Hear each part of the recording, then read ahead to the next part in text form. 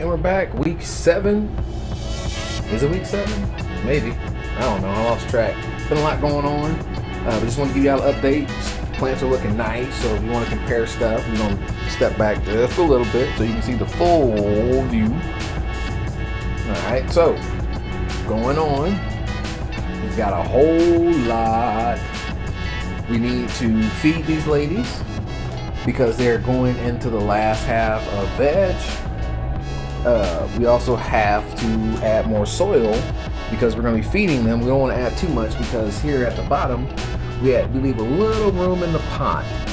Well, a lot of room because it started to compact, so that way we can add more nutrients and soil or worm castings.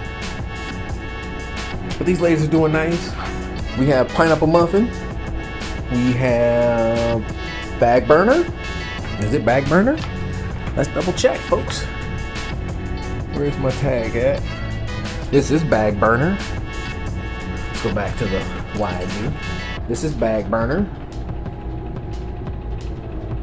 Bag burner.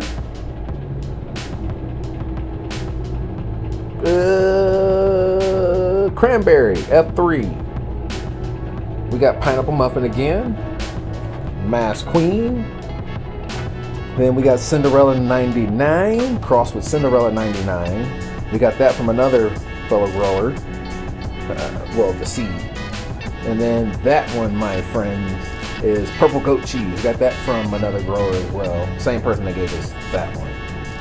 We got that one. But we are here kicking in. They need to be spread out so we can use all of the light so then we can crank that grow craft up, because right now it's running at the level of 4, which should be about 40%, somewhere around there roughly.